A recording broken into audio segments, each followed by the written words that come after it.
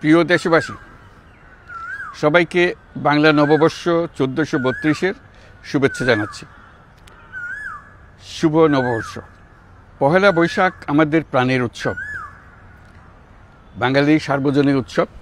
পুরো পৃথিবীতে যেখানে যেখানে বাঙালিরা আছেন, আজ আমাদের সবার আনন্দের দিন, বর্ষবরণের দিন। বাংলা সাল গণনা শুরু হয়েছিল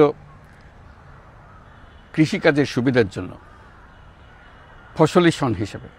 এখনও এদেশের কৃষকরা বাংলা তারিখের হিসেবেই বীজ বোনেন, ফসল তোলেন। বাংলা নববর্ষের এক অবিচ্ছেদ্য অংশ হালখাতা। এখনকার আধুনিক সময়েও এখনও এই হালখাতার ঐতিহ্যকে ধরে রেখেছেন বাংলাদেশের হাটে বাজারে, শহরে বন্দরে। নববর্ষের বৈশাখী মেলায় বাংলাদেশের জেলায় জেলায় উদ্যোক্তারা সারা দেশে ঐতিহ্যবাহী শীতল পাটি, মাটির হাঁড়ি পাতিল, খেলনা, হাত পাখা ইত্যাদি তৈরি করে নিজেদের সৃজনশীলতাকে তুলে ধরেন এই দিনকে উপলক্ষ করে। বাংলাদেশের সংস্কৃতি ও ঐতিহ্য রক্ষায় এবং একে এগিয়ে নিয়ে যেতে আমাদের সবাইকে সক্রিয় ভূমিকা রাখার জন্য অনুরোধ জানাচ্ছি। আমাদের এইসব ঐতিহ্য যেন আমাদের নিজেদের মধ্যে সীমাবদ্ধ না থাকে, আমাদের সংস্কৃতি যেন আমরা ছড়িয়ে দিতে পারি বিশ্বের দরবারে। বছরের এই দিনটিতেই আমরা সুযোগ পাই আমাদের সুদীর্ঘ ঐতিহ্যকে নতুনভাবে নতুন প্রজন্মের কাছে উৎসবমুখর পরিবেশে তুলে ধরতে এবং পৃথিবীর সামনেই তুলে ধরতে।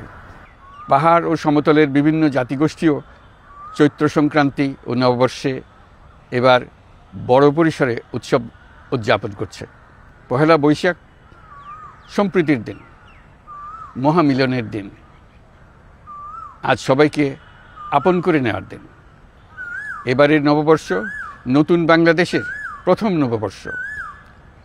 আসুন আমরা বিগত বছরগুলোর গ্লানি, দুঃখ, বেদনা, অসুন্দর ও অশুভকে ভুলে গিয়ে নতুন প্রত্যয়ে, নতুন উদ্যমে সামনের দিকে এগিয়ে চলি। চলুন নতুন বাংলাদেশ গড়ে তুলি। 24-এর গণ অভ্যুত্থান আমাদের সামনে বৈষম্যহীন বাংলাদেশ গড়ে তোলার সুযোগ এনে দিয়েছে। এই সুযোগ যেন আমরা না হারাই। বৈষম্যহীন বাংলাদেশ গড়াই হোক এবছর নববর্ষের আমাদের অঙ্গীকার। আমি নববর্ষের সকল আয়োজন ও উদ্যোগের সাফল্য কামনা করছি। নববর্ষ 1432 আমাদের সবার জন্য শুভদিনের সূচনা করুক। নববর্ষ আমাদের সকলের জন্য নতুন ও গভীর আনন্দের উন্মোচন করুক, এই কামনা করছি। সবাইকে আবারও আমার নববর্ষের শুভেচ্ছা ও সালাম জানাচ্ছি। আসসালামু আলাইকুম। মহান আল্লাহ আমাদের সহায় হন। আল্লাহ হাফিজ।